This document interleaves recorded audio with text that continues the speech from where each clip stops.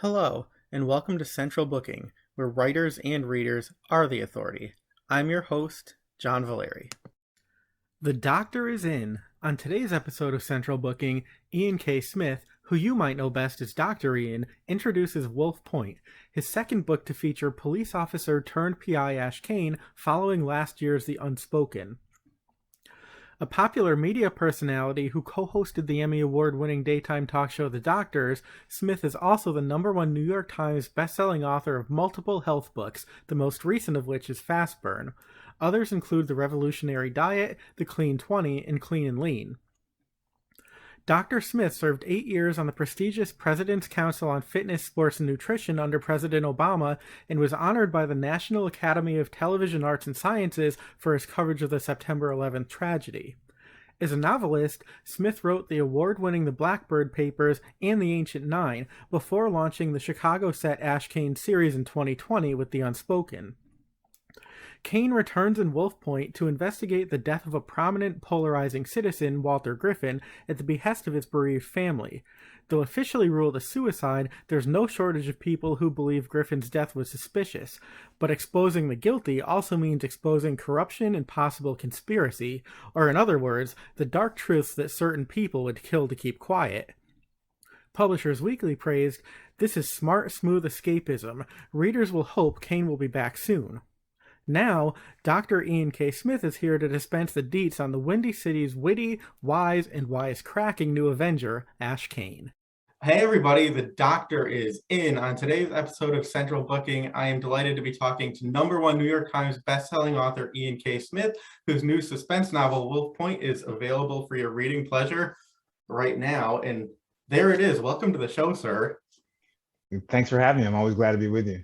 It is an honor and a delight. I have to tell you, I read this like in 2 days. If I didn't have to sleep, I wouldn't have, but I'm not great company when I don't sleep.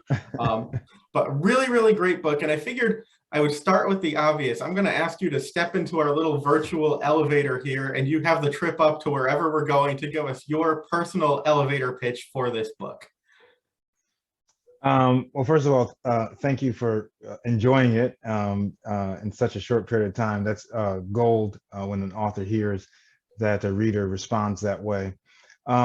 This book is about a politically connected Chicagoan who is well known in the city, who is found half submerged in the Chicago River, dead. What the medical examiner says is suspected of a self-inflicted gunshot wound. However, people who knew him and where he came from didn't believe that he could do this to himself. So his kids, a couple years after his death, they go to our main character, Ashe Cayne, a private detective, and they ask him to find out what really happened to their dad. They don't think their dad would do that to himself, and they don't think he would do it to his wife and his kids. And so Ashe Cayne decides to take on the case, and the ride begins. Excellent. And so the victim here is Walter Griffin, and it's really interesting because, you know, he grew up sort of in the poor side of Chicago, and then he entered the privileged, powerful side of Chicago and had to straddle that line. So sort of a really interesting setup socially. So I'm wondering if you can talk about, you know, how that social setup sort of influences the investigation that Ashe undertakes. Yeah, you know, I'm glad you mentioned that. A lot of people have not mentioned that, but you've read very fine and you've understood the nuances, the sociological nuances, as well as the, you know, the whodunit part of it. But, you know, Chicago is an interesting city. Chicago is a city that is very segregated. It has racial harmony and it has racial tension. It has socioeconomic harmony and socioeconomic segregation.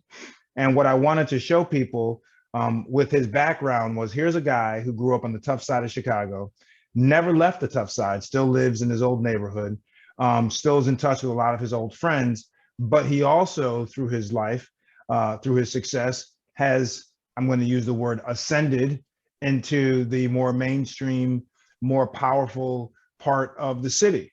And even though he now orbits this very powerful world, he still does not forget where he came from. And so he is straddling these worlds, and he is living in both these worlds. And sometimes these worlds are at odds.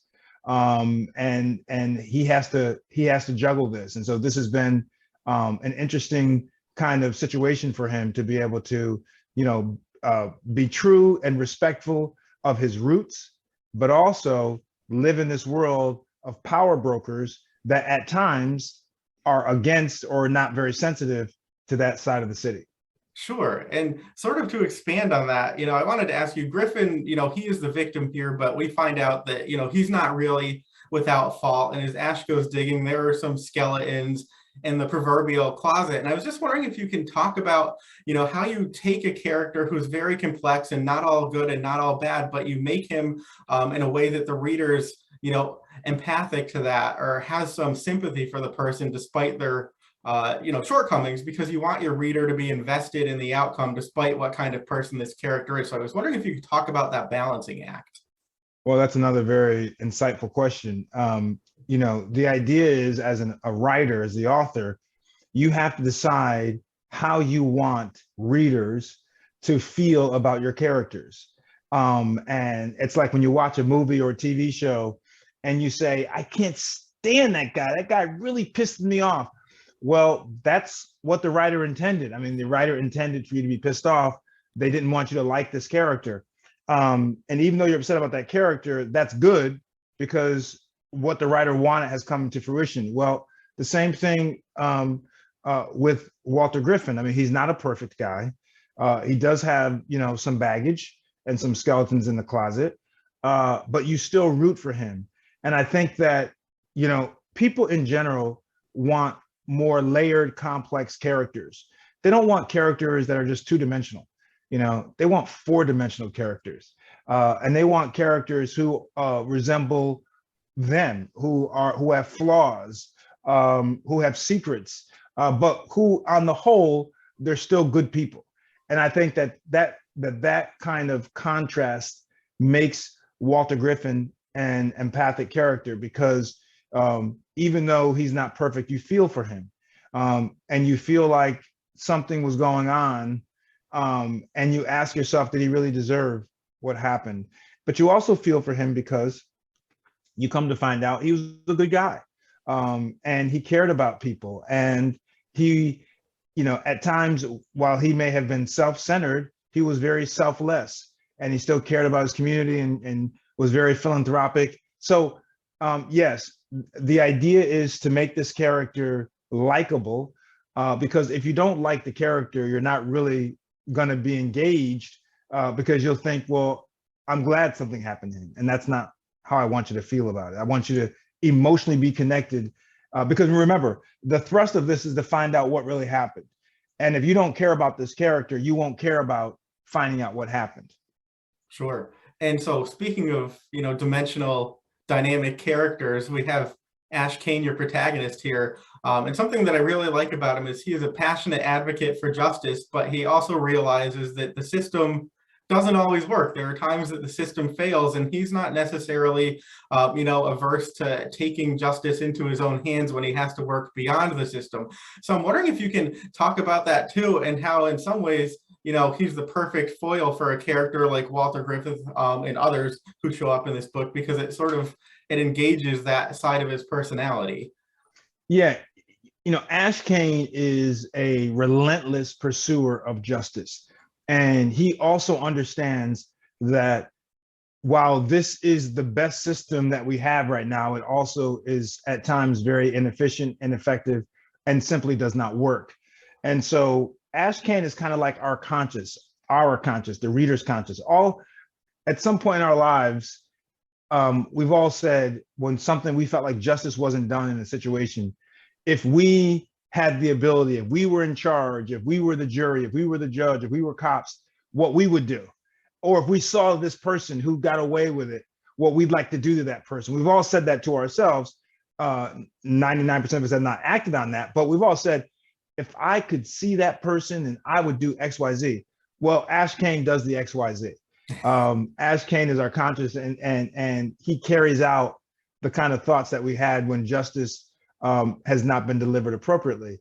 And I think that with him, once again, the readers cheer for him. I want the readers to cheer for Ashe Cayne because the readers I want to be connected to the idea that at his core, he's about fairness and about justice. And that's what he's always pursuing. He doesn't have any other agenda other than he can't stand wrongs and he likes to make right of them, even if his life is at jeopardy, even if someone else, who has asked him to make the wrong right says, you don't have to do it anymore. He still has to do it because it's in his bone marrow to pursue answers. And I think that's the essence of who he is as a character. Sure. And of course, this all plays out in Chicago, which is where you make your home now, even though I think we actually share roots in Connecticut. I'm still here. Okay, yes. And also, let me just tell people who don't know, Thomas and Mercer, there's like an extra surprise with all their books. If you take off the dust jacket, there's always really cool surprises underneath. So there is the Chicago. But I'm going to ask you to talk about that for a minute, because you make your home there. And, like a lot of the big cities, it really has a unique vibe, a unique energy, the good and the bad. So I'm wondering if you can talk about, how you go about capturing that on the page and why Chicago is the perfect backdrop for these stories that you're now telling. Yeah, absolutely. Chicago is great for a story in this particular genre. Chicago has it all. I say that about New York. It has good and it has bad. It has grit and violence. It has philanthropy. It has generosity. It has racial segregation. It has racial harmony. Has all the sports teams. Has great food, great restaurants. It's a beautiful skyline, as you just mentioned, on the backdrop of Lake Michigan. So for me, and of course, Chicago is corrupt, politically corrupt at its core. That is who Chicago is. It's always been that way. And so I think that given all those elements, it's just a perfect backdrop. And I just don't make Chicago a backdrop. I also make it a character in the book, because I want people who've never been to Chicago, who've only read and seen and heard it in mainstream media. I want people to feel like that they walked the streets of the South Side and the Gold Coast, and they drove along the lake up to the North Shore. That's the kind of feelings I want to engender, that, wow, I am in Chicago. I am at this restaurant. And so I make sure that all the streets go in the right directions, that the restaurants are located in the right places. Even though an author of fiction has the privilege of making everything up, I really like to make a lot of my content fact-based. I think it's more authentic to the reader, and I think the reader becomes more engaged. I think the reader can feel it. Like the reader can feel like, this is what the neighborhood really looks like. And I'm a very visual person, and I think that most people are. And I write in a way, I hope, that people can actually see the story. They can see the locations. They can see the characters. I want people to visualize it in their head, right? Which is not always easy when there's simple words on the page, but I'm trying to get your mind seeing it, even though you can't see it in real life. I want your mind to see it and feel it. And I think that leaves a good taste in the reader's mouth, because they feel like, wow, I was there. I was in that scene. Yeah, it was a little mental trip. I've only been to Chicago once, and it was probably a handful of years ago now. But, we, of course, we're at the Navy Pier, so you're reading about that. And it brought it all back. And it was great, because a lot of us aren't really traveling much anymore. But it was definitely a trip. So I appreciated that. And I always love when setting becomes a character, because I think it just makes the story that much more dynamic and, sort of easier to fall into. But I wanted to ask you too, people know you very well as a doctor, and something I really appreciated about Ashe's character is he doesn't keep normal hours. He's firmly committed to the job. He does what it takes, but he also, really seems to live a life in balance. And you see this because he does other things. He golfs, he runs, he takes care of his dog, he meets people, for drinks. He has meals with his father. So I'm wondering if you can talk about, why you wanted to show the mix of personal and professional, and how that serves the story, but also how it maybe makes us readers think about life in balance. Because I think at this point in time, for so many of us, the line between work and home, fun and play, hardly exists anymore. Yeah, wow, another great question. Very insightful question. Ashe Cayne does what he wants to do, and his freedom is most important to him. And I mean freedom of thought, freedom of behavior, freedom of choice. That's so important to him. And he is a very balanced person. I mean, he likes lots of different things, and even though he is obsessed with justice, he also understands that life is like a big, pie of pizza, and that there are all these different slices. And he never allows one slice to be so much bigger than the other slices. And that's kind of what drives him. I also think it's what makes him interesting, because you feel like here is a guy in complete control, who turns down cases all the time, who rarely says or jumps at the opportunity to take on the case, but he has to almost be convinced that this is worth his time. And the reason why he needs to be convinced that this is worth his time is because he's got other things to do. And he respects that there are other important things in his life, even if his friends and those who are trying to hire him, even if they don't realize the value of those other things, the point is he realizes the value of them. And so he is in control, and that's his freedom. And so, yeah, so he is a guy who is well balanced, extremely active is a good word for him. He's an active guy with multiple interests.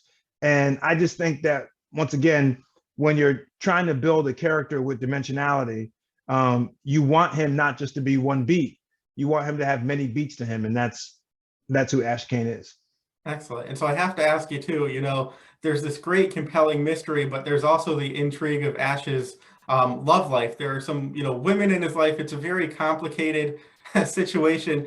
And I have to say, as intrigued as I was by the whole murder mystery, also at the beginning of this novel, he receives a letter, from somebody who at one point was his wife to be.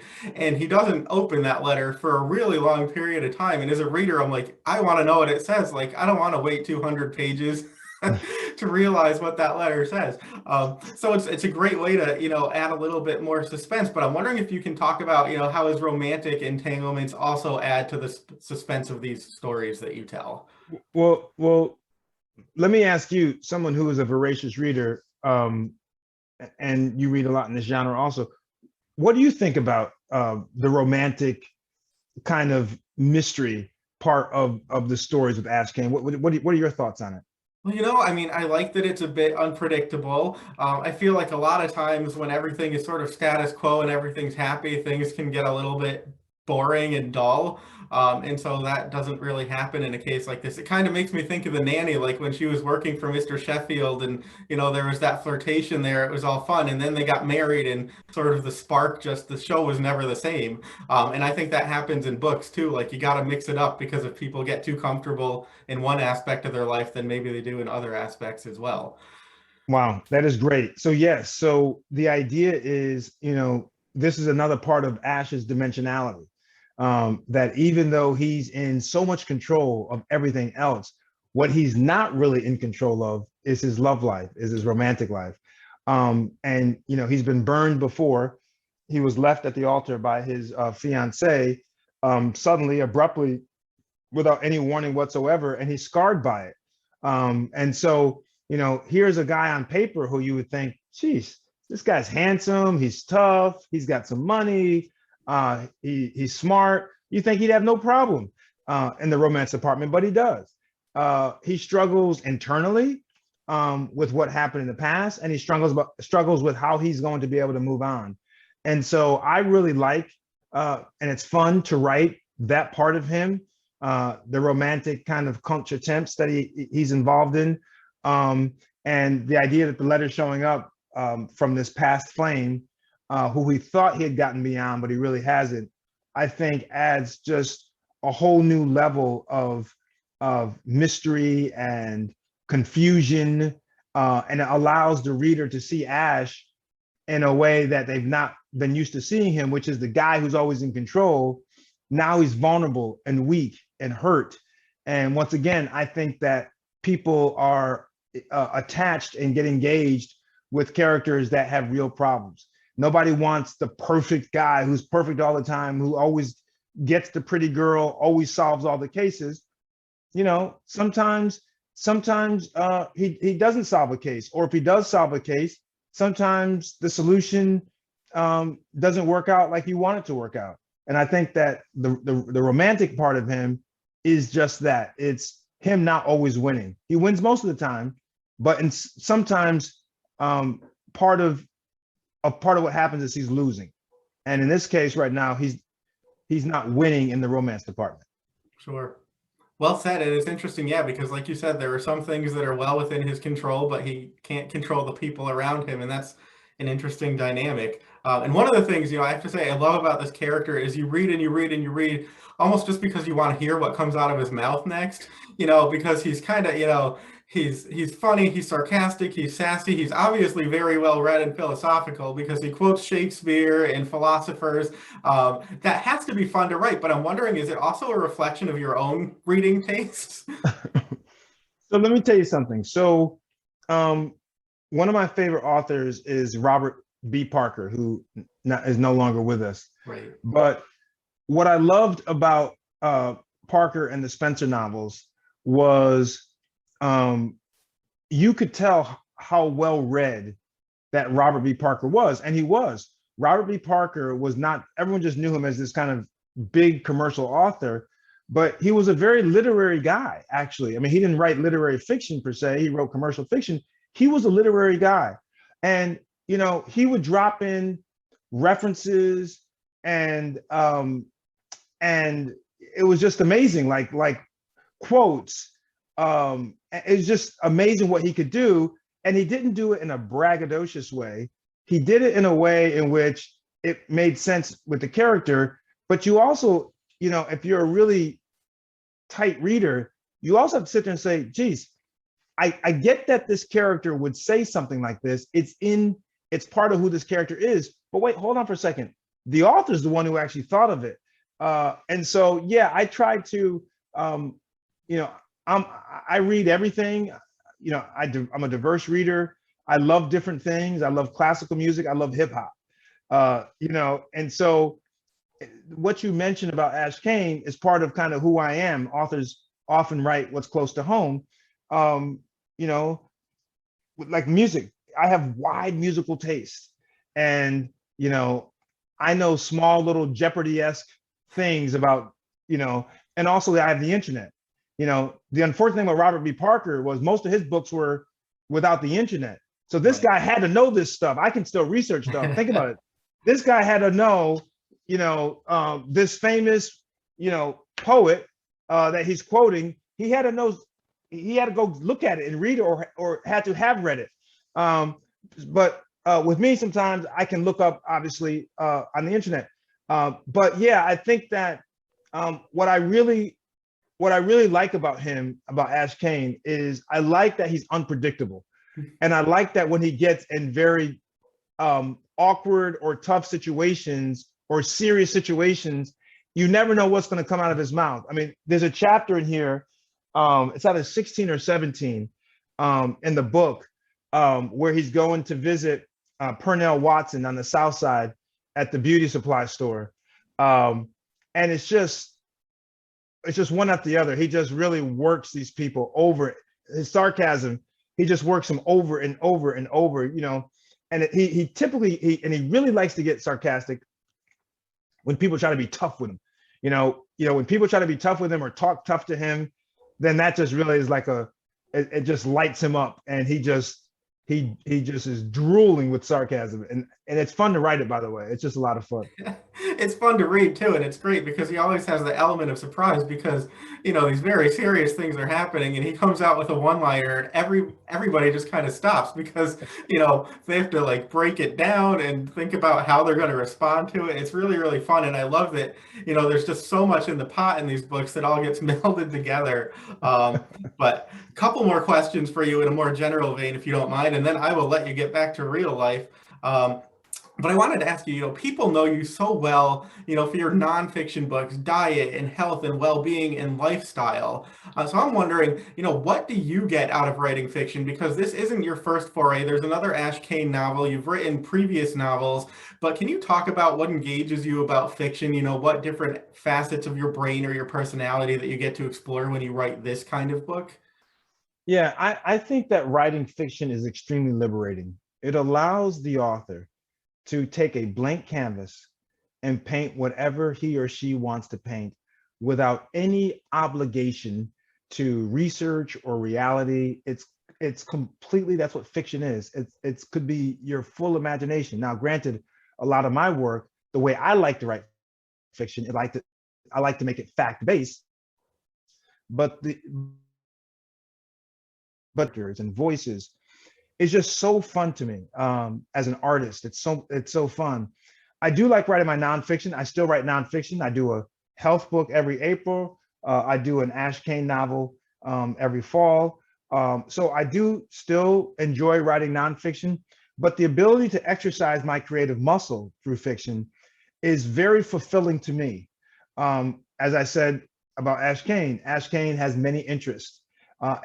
And while I'm very intrigued by medicine and health and wellness and diets and such, I also have other interests. You know, I'm a big consumer of this particular genre, whether it's in books or streaming services. I like it, I watch it and read it all the time.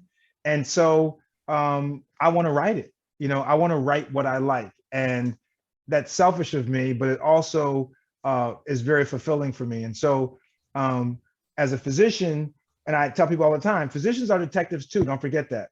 You're a stranger, you walk into a doctor's office, he asks you all these questions, he's trying to figure out what's going on with you, what is your ailment, why your ailment exists, and then what the solutions are. Well, that's what detectives do. So being a physician and writing this particular genre was not hard from an intellectual standpoint, but it is a difference in the style of writing. It's not so linear. When I'm writing a diet book, it's linear. Eat this, do that, blah, blah, blah. When I'm writing fiction, you know, I want to be as non-linear as possible. I want to be left and up and down and right and off 45-degree angle, because I personally like to read when the book just turns you around, or when something just comes out of, out of left field and you don't see it coming. And so I think that makes it very exciting for me as someone who's historically been a nonfiction writer to be able also to write my fiction. That's great. You know, you took that question right out of my head. I was going to ask you, you know, doctors are so used to, analyzing and doing diagnosis, and you would think that, yes, that does, lend itself to sort of the fictional realm when you create a detective character, because you're sort of one in real life too. But I also just made a note to myself, I should probably read a few of your diet books. Less sugar, less carbs, John. But fast burn. Start with fast burn. My book is fast burn. Right. But just a couple more questions for you. But I did want to ask you, you know, I know that I find, and I have no evidence to support this, I'm just assuming it's true, but when I have the opportunity to do like a little pleasure reading in the morning, it doesn't happen all that often, but when I do, undoubtedly my blood pressure is lower when I start the day. I take it. So I know this, but I'm wondering, you know, in your experiences and what you've learned, what do you find? Do you find that there are health benefits to not only creativity, but also just taking the time to be able to either write what you enjoy writing or read what you enjoy reading? Yeah, I think that people underestimate the physiological impact of the pursuit of passion. And when you really enjoy something, and it could be anything from walking, it could be listening to music, a certain type of music, but looking at art, in a museum, and and digesting pieces and thinking about those pieces. I think that people underestimate the physiological impact that one experiences. And for me, writing fiction and writing this particular type of fiction is very soothing to me. And it's not only fulfilling, but it's soothing and it relaxes me. I get into a zone, just like when I'm reading it. As a writer, I get into a zone. I'm writing the fourth novel. The third one's done, and that comes out next year. And now I'm writing the fourth one. I try to be at least 1 or 2 books ahead. Nice. But I was up late last night writing it, and it's me and the computer and some music in the background, and it's very relaxing to me, and very enjoyable. And it's like a happy space for me to be in that zone. And so, yeah, it makes sense when you say that your blood pressure is lower. And I encourage people from my doctor hat, when I talk about weight loss, I tell people all the time that stress is a big, provocateur of weight gain, and it prevents weight loss, and that people really need to take time to do things that they truly enjoy, that de-stresses them, and allows them to fall into this real comfortable space. And writing fiction is that for me. That's terrific. So many people, I know who write get so frazzled when they're writing, and it's like, do you enjoy this anymore? But that's terrific. I'm so glad you can get into a zone where it actually is, enjoyable and pleasurable for you. That's terrific. So this may go along with that, but final two questions for you. This one is crafty because people are always looking for words of encouragement or wisdom. So in terms of a creative life or a writing life and reflecting, what do you think is the best advice that you've ever been given, and then the best advice that you were never given and had to learn for yourself throughout the process of actually doing it? The best advice that I was giving was that writers write. Okay, you got to write. You got to sit down and write. You can't sit and think about it and talk that I'm going to do this. Writers have to sit down and write. And I would also put up next to that that writers, young writers, not young in age, but inexperienced writers, they get in the way of themselves by over editing themselves. You just got to get it out, right? You got to get the story out. And so if you can get it on the page or getting into the computer, get the story out of your head. Don't sit there and overwrite and over edit and you want to go back and fix it. Get it out. And then when you have something that's tangible and you have the story out, then you can go in and craft it and sculpt it. I like to say, you sculpt the story and the different parts of it. But you got to get it out first. So when I write, I am very focused on getting it out because the thoughts are in my head and I'm flowing. Get it out. Don't sit there and say, oh, I can say this line better, blah, blah. That's what the editing process is. So those are the two things that have been very important to me that others have told me in writing, particularly in fiction. I think what I've learned that others did not tell me is that writing a novel, if you want to be commercially successful, that writing a novel or writing a book in general is really only the beginning of the process. You have to promote it. You have to get out there and talk about it. For people who think that you write a book and the publisher puts it in a bookstore or puts it online and all of a sudden this thing starts selling, they're going to be majorly disappointed. You have to be able to do interviews like this. You got to do social media now. When I first started, we didn't have social media. Right. And that's how old I am. But you there's work. There's real work. You have to be able to make enough noise and to attract enough light on your book, because there are thousands of other books that are published every month. And why? Readers can't pick up all these books. And so you have to give a reader a reason to want to buy your book and read your book, which means that you got to make a little noise. And so it's work. It's not easy. It's hard to promote, meaning that, there are a lot of places that don't want to talk about novels. They'll talk about the diet books, but they don't want to talk about novels. They want to talk about self-help books. So it's not always easy to get attention, but I learned that. I learned that, the real work, and I advise other people, by the way, who are, publishing a book. I tell them all the time, listen, your work really starts when you're done with the book. You got to promote it and get it out there. And so that's important. It's so true. That's good advice, because so many people don't realize, and they breathe a sigh of relief. The book is finally done. And then it's like, nah, the real job has just begun, because now you literally have to go sell it. But absolutely. Excellent. All right. So final question. I'm just wondering if you can leave us with a bit of a teaser as to what comes next for Ashe Cayne. You told us that book 3 is done and you're already writing book 4. So my hat is off to you. That's incredible to be, a book ahead of yourself. But I'm wondering if you might just, give us a little hint of what comes next. Yes. Well, Ashe Cayne, we just finished negotiating a deal to make it a TV show.